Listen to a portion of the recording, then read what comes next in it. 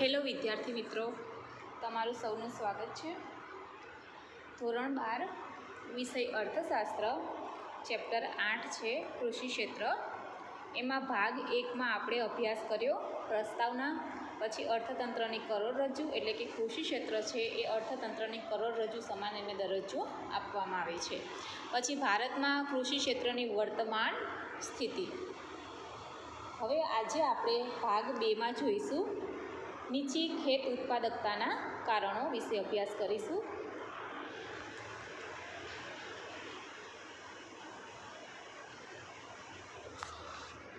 તો કે ભારત એ ખેતી પ્રધાન દેશ છે, છતાં આ દેશમાં ખેતી સંલગ્ન ઘણી સમસ્યાઓ પ્રવર્તે છે.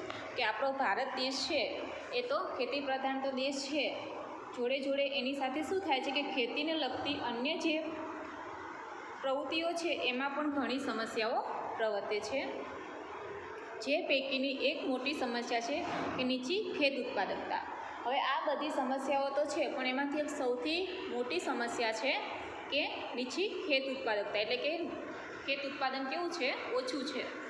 ખેત ઉત્પાદકતા વાસ્તવમાં પ્રતિ હેક્ટર થતા ઉત્પાદન અથવા હેક્ટર દીઠ થતી આવકના સંદર્ભમાં માપવામાં આવે છે. કે જે ખેત ઉત્પાદકતા છે એ કઈ રીતે માપવામાં આવે છે? તો કે પ્રતિ હેક્ટર થતાં ઉત્પાદન અથવા તો હેક્ટર દીઠ થતી આવકના સંદર્ભમાં માપવામાં આવે છે. એટલે કે હેક્ટર દીઠ થતું જે ઉત્પાદન છે એને બજારમાં આપણે વેચવા જઈએ અને એમાંથી કેટલી આપણને આવક મળે છે એ રીતે આપણે એને માપીએ છીએ, જે વિશ્વના સ્તરો કરતાં ખૂબ જ નીચી જોવા મળે છે. જે માટેના કારણભૂત પરિબળો નીચે મુજબ છે. હવે એના 3 પરિબળો છે. એમાં પહેલું છે સંસ્થાકીય પરિબળો, બીજું છે ટેકનોલોજીકલ પરિબળો અને ત્રીજું છે અન્ય પરિબળો. હવે એમાં આપણે પ્રથમ જોઈશું કે સંસ્થાકીય પરિબળો. કે ભારતના ખેડૂતો જે સંસ્થાકીય માળખામાં રહી ખેતી કરે છે તેને અસર કરતા ભૌતિક, સામાજિક, આર્થિક અને કાયદાકીય પરિબળોને સંસ્થાકીય પરિબળો કહેવામાં આવે છે. કે સંસ્થાકીય પરિબળો કોને કહેવામાં આવે? પરીક્ષામાં 1 માર્ક્સમાં પ્રશ્ન પૂછી શકે. તો કહે છે કે જે ભારતના જે ખેડૂતો છે એ સંસ્થાકીય માળખામાં રહીને ખેતી કરે છે અને એને જે અસર કરતા જે ભૌતિક છે, પછી સામાજિક છે, પછી આર્થિક અને કાયદાકીય જે પરિબળો છે એને આપણે સંસ્થાકીય પરિબળો કહેવાય છે. ભારતમાં આવા પરિબળો ખેતી માટે અવરોધરૂપ હોય. ખેતીનો વિકાસ સતત ઓછો અથવા નિમ્ન સ્તરનો રહ્યો છે, જેથી ખેતીની નીચી ઉત્પાદકતા જોવા મળે છે. એટલે કે એનો વિકાસ ઓછો થાય, અને વિકાસ ઓછો થાય તો ખેતીની ઉત્પાદકતા કેવી હોય છે? નીચી હોય છે. આ સંસ્થાકીય પરિબળોમાં અંગ્રેજોએ દાખલ કરેલ જમીન મહેસૂલ ઉઘરાવવાની જમીનદારી પ્રથા, પછી મહાલવારી પ્રથા અને રૈયતવારી પ્રથા, ખેત ધિરાણની સવલતો, ખેત પેદાશોની વેચાણ વ્યવસ્થા, વાહન વ્યવહાર સવલતો, જમીન માલિકીની પ્રથા વગેરેનો સમાવેશ થાય છે. આવા સંસ્થાકીય પરિબળો અવરોધક અથવા તો નકારાત્મક રહેવાને કારણે ભારતમાં ખેતી ક્ષેત્રે નીચી ખેત ઉત્પાદકતા જોવા મળે છે. એટલે કે આમાં આવા ઘણા બધા પ્રશ્નો ઊભા થાય છે, બરાબર? કે જે અંગ્રેજો છે એણે જે જમીન મહેસૂલ ઉઘરાવવાની પ્રથા છે એ દાખલ કરી હતી, એટલે કે જે જમીન હોય છે એના ઉપર વેરો ઉઘરાવવાનો, પછી ખેત પેદાશોની વેચાણ વ્યવસ્થા, વાહન વ્યવહારની સવલતો. એટલે કે આ બધા પરિબળોના લીધે શું થાય છે કે ભારતમાં જે ખેતી ક્ષેત્રનું જે ઉત્પાદન છે એ ઓછું થઈ જાય છે. હવે એમાં પહેલું છે કે જમીન મહેસૂલ ઉઘરાવવાની પ્રથા. કે ભારત દેશ આઝાદ થયો ત્યારે દેશમાં જમીન મહેસૂલ ઉઘરાવવાની 3 પ્રથાઓ પ્રચલિત હતી. કે આપણો જ્યારે ભારત દેશ છે 1947માં આઝાદ થયો હતો ત્યારે જમીન જે ઉઘરાવવાની પ્રથાઓ છે એ કેટલી હતી? 3 હતી. પરીક્ષામાં પૂછી શકે આ પ્રશ્ન કે જમીન મહેસૂલ ઉઘરાવવાની 3 પ્રથાઓના નામ જણાવો. તો પહેલું છે જમીનદારી પ્રથા, મહાલવારી પ્રથા અને રૈયતવારી પ્રથા. આ 3 એના નામ છે. આ પ્રથાઓમાં જમીન પર ખેતી એટલે કે ગણોતિયા કે જમીન વિહોણા ખેત મજૂરો દ્વારા કરવામાં આવતી હતી. કે જે આ પ્રથા છે એમાં જે ગણોતિયા અથવા તો જેની પાસે જમીન નથી એ વ્યક્તિ ખેડૂત હોય, જેની જમીન હોય, જે ખેડૂત હોય એની પાસે જમીન લે અને એમાં વાવેતર કરતા હતા. દરેક પ્રથામાં માત્ર જમીન પરનું ભાડું અથવા મહેસૂલ ઉઘરાવવાની જુદી જુદી પદ્ધતિનો ઉપયોગ કરવામાં આવતો હતો. એટલે કે આ બધી પ્રથા છે એમાં શું કરવામાં આવતું હતું, જમીન પરનું ભાડું લેવામાં આવતું હતું અથવા તો જમીન ઉપર શું કરવામાં આવતું, મહેસૂલ એટલે કે વેરો ઉઘરાવવામાં આવતો હતો. જેમાં જમીનદારો કુલ ખેત ઉત્પાદનનો એક મોટો ભાગ ભાડા સ્વરૂપે ઉઘરાવતા અથવા ખેડૂતો પાસે માત્ર જીવન નિર્વાહ થઈ શકે તેટલું જ ખેત ઉત્પાદન રહેવા દઈ બાકીનું બધું જ વધારાનું ઉત્પાદન તેઓ ફરજિયાતપણે લઈ લેતા હતા. એટલે આમાં શું કરતા હતા ખેડૂતો કે જે જમીન છે એ પોતાની જમીન એ ભાડે આપતા હતા અથવા તો ભાડે ના આપવી હોય એમને તો એ જે જમીન વિહોણા છે એમને એ જમીન આપતા હતા અને જે ગણોતિયાઓ છે એ શું કરતા, એમાં જમીનમાં ગમે તે વસ્તુનું ઉત્પાદન કરતા, એમાંથી જે 3 ભાગ હોય 4 ભાગ પડે એમાં 3 ભાગ હોય છે એ જે ખેતરના જે માલિકો હોય છે એ લઈ જાય છે અને એમાંથી 1 ભાગ હોય છે એ જે વ્યક્તિ છે ગણોતિયા છે એને રાખવાનો હોય છે. એટલે કે એનું શોષણ કરવામાં આવતું હતું, જેના કારણે ખેતી કરતા વર્ગને ખેત ઉત્પાદન વધારવામાં રસ ન હતો. કારણ કે એ વ્યક્તિ ખેતરમાં કંઈ પણ વસ્તુનું ઉત્પાદન કરે છે તો એને તો ઓછું ઉત્પાદન, એને તો ઓછી વસ્તુ મળતી હતી. કામ એ લોકો ભરપૂર કરતા હતા પણ એને કામ કરે છે એના એટલું એને વસ્તુનું આપવામાં આવતું નહોતું. તેથી તેઓ ખેતી ક્ષેત્રમાં ઉત્પાદન વધે તેવા પ્રકારો પણ અજમાવવા તૈયાર ન હતા. કારણ કે કામ તો વધારે કરતા હતા પણ એને એટલી વસ્તુ મળતી નહોતી એટલે એને ઉત્પાદન પણ વધારવામાં એને રસ હતો નહીં. જેથી ખેતી ક્ષેત્રનું ઉત્પાદન પ્રમાણ લગભગ સ્થિર રહેવા પામતું હતું. એટલે કે ખેતી ક્ષેત્રનું જે ઉત્પાદન હતું એ સ્થિર જ રહેતું હતું, એમાં કંઈ વધારો થતો નહોતો. કૃષિ ક્ષેત્રનું ઉત્પાદન દેશની જરૂરિયાત અને ખેતી કરતા વર્ગની જરૂરિયાત અનુસાર વધારો પ્રાપ્ત કરતું ન હતું. કે જે કૃષિ ક્ષેત્રનું જે ઉત્પાદન છે એ ખેતી કરતા જે વર્ગ છે એની જરૂરિયાત અનુસાર વધારો પ્રાપ્ત કરતું ન હતું. આઝાદી પૂર્વે ખેડે તેની જમીનના કાયદા હેઠળ ખેડ હક, સલામતી અને શાન એટલે કે ભાડા નિયમન અંગેના કાયદાઓ પસાર કરવામાં આવ્યા હતા. પરંતુ આ કાયદાઓનો સંપૂર્ણ અમલ ન થતાં ખેડૂતોને શોષણ મુક્ત કરી શકાયા નથી. એટલે કે ઘણા બધામાં કાયદા હતા કે જે ખેતરને જે ખેડે તેની જમીન, આ કાયદા હતા પણ એનો અમલ કરવામાં આવ્યો ન હતો અને આના લીધે શું થતું હતું, ખેડૂતોનું શોષણ થતું હતું અને સરવારે કૃષિ ક્ષેત્રમાં નીચી ઉત્પાદકતાનો પ્રશ્ન વિકટ બન્યો. અને આ બધા કારણોના લીધે શું થાય છે, કૃષિ ક્ષેત્રમાં ખેત ઉત્પાદન કેવું હોય છે, નીચું જોવા મળી રહે છે. હવે છે ખેત ધિરાણ. કે ભારતમાં મોટાભાગના ખેડૂતો ગરીબીનો સામનો કરતા જોવા મળે છે, જેમને દરેક પાક અગાઉ ખેત ધિરાણની આવશ્યકતા રહે છે. ધારો કે કોઈ એક વ્યક્તિ હોય છે, એની પાસે ખેતર તો છે પણ હવે એને કોઈ વસ્તુનું ઉત્પાદન કરવું છે, શેરડીનું એને ઉત્પાદન કરવું છે પણ એની જોડે પૈસા છે નહીં, તો એ શું કરશે, બેંક પાસે ધિરાણ લેશે એટલે કે લોન લેશે. એટલે કે એને ધિરાણની આવશ્યકતા એટલે કે જરૂર હોય છે. આ ખેત ધિરાણ દ્વારા તેઓ બિયારણ, ખાતર, જંતુનાશક દવાઓ વગેરે ખરીદી કરવા શક્તિમાન બને છે. એટલે બેંક પાસે ધિરાણ લેશે પછી એ શું કરશે, જે વસ્તુને એને ઉત્પાદન કરવું છે એનું બિયારણ લાવશે, પછી ખાતર લાવશે, પછી જંતુનાશક દવાઓ વગેરે ખરીદી કરવા એ શક્તિમાન બની શકે છે અને ઉત્પાદન પ્રક્રિયા પણ શક્ય બને છે. પરંતુ આઝાદી સમયથી ખેત ધિરાણની ખાનગી નાણાં ધીરનારની મોટી ભૂમિકા જોવા મળે છે. ભારતમાં 1951માં અંદાજે 71.6% ખેત ધિરાણ નાણાં ધીરનારનો વ્યવસાય કરતા લોકો દ્વારા કરવામાં આવતું હતું.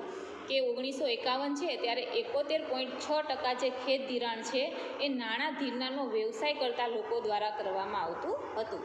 આ ધિરાણ તેઓ ખૂબ જ ઊંચા વ્યાજે ખેડૂતોને પૂરું પાડતા હતું. એટલે કે જે ધિરાણ આપવામાં આવે છે એનું વ્યાજ કેવું હોય છે, વધારે હોય છે. આ ઉપરાંત તેઓ હિસાબમાં પણ શું કરતા હતા, ગડબડ કરતા હતા અને ગરીબ જે લોકો છે, જે ગરીબ ખેડૂતો છે એને પણ શું કરતા હતા, છેતરતા હતા. એટલે આ રીતે પણ છે ને ખેડૂતોનું શોષણ કરવામાં આવતું હતું. આઝાદી પછી સરકારે રાષ્ટ્રીય સ્તરે બેન્કોનું વિસ્તરણ કરવા નાણાં ધીરનારનો વ્યવસાય કરતા લોકોનું મહત્ત્વ ઘટ્યું. કે જ્યારે ભારત દેશ આઝાદ થયો પછી શું થયું કે રાષ્ટ્રીય સ્તરે જે બેન્કોનું જે વિસ્તરણ કરતા જે નાણાં ધીરનારો છે એ વ્યવસાય કરતા જે લોકો છે એમનું પણ પ્રમાણ દિવસે ને દિવસે શું થયું, ઘટ્યું હતું. સરકારે 1975થી પ્રાદેશિક ગ્રામ્ય બેન્કોનું અને 1982થી નાબાર્ડ એટલે કે national bank for agriculture and rural ડેવલપમેન્ટની રચના કરી. પ્રશ્ન પૂછાય કે નાબાર્ડ બેંકની સ્થાપના ક્યારે કરવામાં આવી હતી? તો 1982માં કરવામાં આવી હતી. રચના કરી સંસ્થાકીય ખેત ધિરાણનો વ્યાપ વધાર્યો હતો. એટલે કે આ જે પ્રાદેશિક ગ્રામ્ય બેંક છે અને જે નાબાર્ડ બેંક છે એ શું કરે છે?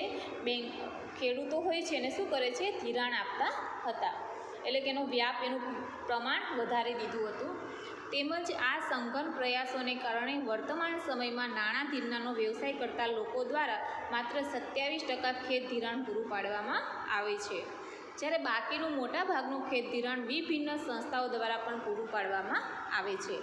આ તમામ બાબતો પરથી આપણને સ્પષ્ટ એ થાય છે કે ખેડૂતોનો સંસ્થાકીય ખેત ધિરાણમાં માધ્યમો સિવાયના ખેત ધિરાણમાં ધિરાણ મેળવવા પાછળનો જે ખર્ચ છે એ ઊંચો રહેતો હોવાથી ખેડૂતોને કૃષિ ક્ષેત્રની આવક નફો એટલે કે નહિવત રહેતો હોવાથી ખેડૂતોને વધુ ઉત્પાદકતા મેળવવા કે ખેતીજન્ય કામ કરવાનું આકર્ષણ રહેતું ન હતું, જેના કારણે કૃષિ ક્ષેત્રમાં સતત નીચી ખેત ઉત્પાદકતા જોવા મળે છે. એટલે કે જે ખેડૂત છે એમને ખેત ધિરાણની જરૂરિયાત હોય છે, પણ એને જેટલી જરૂરિયાત હોય એના કરતાં પણ વધારે એને શું હોય છે? જે વસ્તુનું ઉત્પાદન કરે છે એમાં ખર્ચ પણ એ લોકોને વધારે હોય છે, પણ ખર્ચ વધારે હોય છે અને એને આવક તો કંઈ મળે નહીં, એને નફો તો મળે નહીં. એના લીધે શું કરે છે? વસ્તુનું ઉત્પાદન ઓછું કરી દે છે અને આના લીધે શું થાય છે કે ખેતરમાં વસ્તુનું જે ઉત્પાદન છે એમાં નીચી ઉત્પાદકતા જોવા મળે છે. હવે છે કૃષિ પેદાશોની વેચાણ વ્યવસ્થા.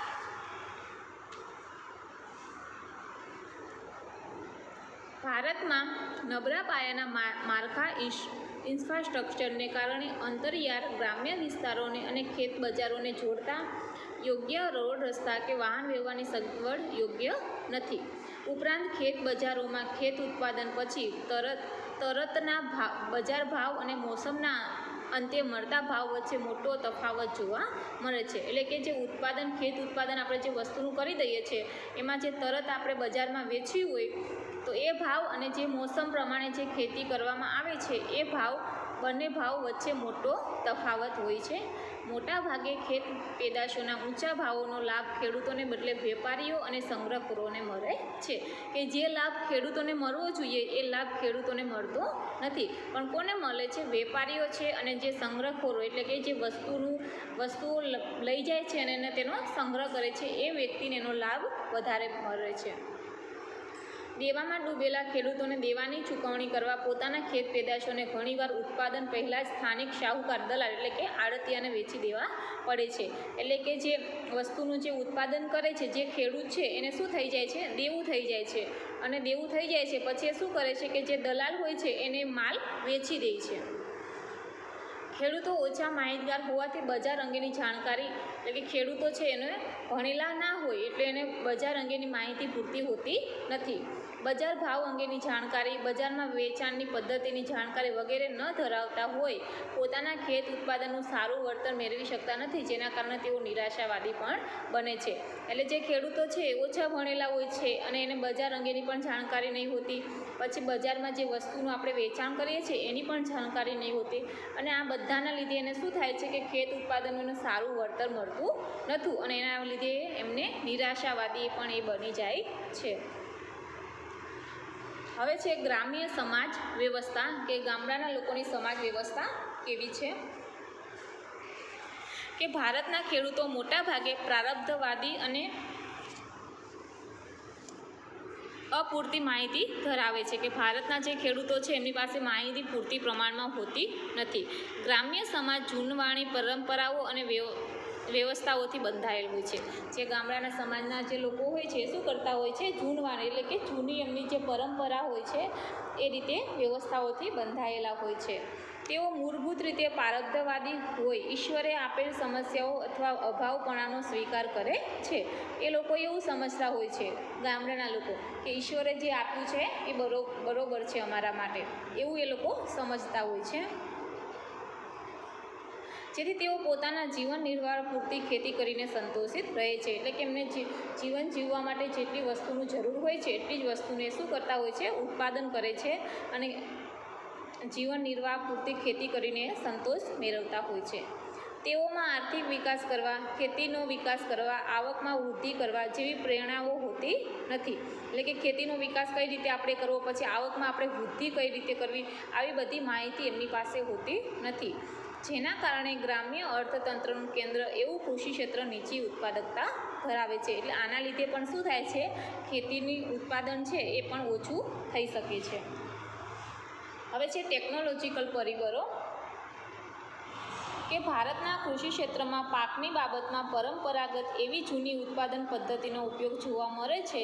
ખેતીના જૂના સાધનો, પછી જૂનવાણી વિચારધારાઓ, પદ્ધતિઓ વગેરે કૃષિ ક્ષેત્રને નિર્ભર બનાવે છે. વર્તમાન સમયમાં પણ ભારતના ખેડૂતો ટ્રેક્ટરને બદલે હળ અને બળદનો ઉપયોગ કરતા જોવા મળે છે. અત્યારે પણ તમે જુઓ તો જે ભારતના ખેડૂતો છે એ ટ્રેક્ટરને બદલે શું કરતા હોય છે, હળ અને બળદનો પણ ઉપયોગ કરતા હોય છે. સુધારેલા બિયારણને બદલે પરંપરાગત બિયારણો વાપરે છે, જે નીચી ખેત ઉત્પાદકતા આપે છે. એટલે આના લીધે પણ શું થાય છે, ખેત ઉત્પાદન ઓછું થઈ શકે છે. રાસાયણિક ખાતરોની જગ્યાએ છાણિયા ખાતરનો ઉપયોગ પણ નીચી ઉત્પાદકતા સર્જે છે. કે જે રાસાયણિક ખાતરનો આપણે ઉપયોગ કરવો જોઈએ તો એ રાસાયણિક ખાતરનો ઉપયોગ કરતા નથી, પણ એના લીધે શું કરે, છાણિયા ખાતરનો ઉપયોગ પણ કરે છે. એના લીધે શું થાય છે, ઉત્પાદન ઓછું થાય છે. પાક સંરક્ષણ માટે જંતુનાશક દવાઓ અને નવીન પદ્ધતિનો ઉપયોગ ભારતનો ખેડૂત ખૂબ ઓછા પ્રમાણમાં કરે છે. કે જે ભારતનો ખેડૂત છે એને પાકને રક્ષણ કઈ રીતે આપવું એ, અને જંતુનાશક દવાઓ, અમુક પાક હોય છે એમાં ઈયળો, કીટાણુઓ બધું પડી જાય છે, તો એના માટે શું કરવામાં આવે છે, જંતુનાશક દવાનો છંટકાવ કરવામાં આવે છે. એ અને નવીન પદ્ધતિનો પણ ઉપયોગ કરતો નથી આપણા ભારતના ખેડૂતો. એના લીધે પણ શું થાય છે, ખેત ઉત્પાદનમાં ઘટાડો થઈ શકે છે, જેથી ભારતનું કૃષિ ક્ષેત્ર મંદ ગતિએ આગળ વધે છે. એના લીધે ભારતનું આપણું કૃષિ ક્ષેત્ર છે એ આગળ તો વધે છે, પણ ધીમે ધીમે આગળ વધતું જોવા મળે છે. હવે છે ત્રીજું અન્ય પરિબળો છે. તો અન્ય પરિબળોમાં શું આવશે, પેલું છે વસ્તીનું ભારણ, એટલે કે વસ્તીનો બોજો. કે ભારતના કૃષિ ક્ષેત્રની નીચી ઉત્પાદકતા પાછળનું એક મોટું કારણ ખેતી વસ્તીનું વધુ પડતું ભારણ છે. કે ભારતની ખેતી ક્ષેત્રની નીચી ઉત્પાદકતા છે એનું એક મોટું કારણ કયું છે, તો એ ખેતી પર વસ્તીનું વધુ પડતું ભારણ છે. વસ્તીનું વધુ પડતું ભારણ ખેતી ક્ષેત્રમાં છે. કૃષિ ક્ષેત્ર પર વસ્તીના વધુ પડતા ભારણને કૃષિ ક્ષેત્ર પર રોજગારી માટે નમતા લોકોના પ્રમાણને આપણે આધારે સમજી શકાય છે. કે કૃષિ ક્ષેત્રમાં ઘણા બધા રોજગારી મેળવતા હોય છે, એના લીધે આપણે સમજી શકીએ છીએ.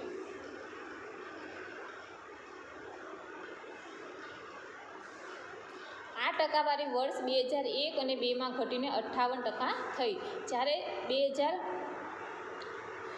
અને 2014માં ખેતી ક્ષેત્રમાં રોજગારી મેળવતી વસ્તીનું પ્રમાણ 49% નોંધવામાં આવ્યું છે. આમ ખેતી ક્ષેત્ર પર રોજગારીનું ભારણ ઘટ્યું હોવા છતાં તે અન્ય ક્ષેત્રો કરતાં ખૂબ જ વધુ છે.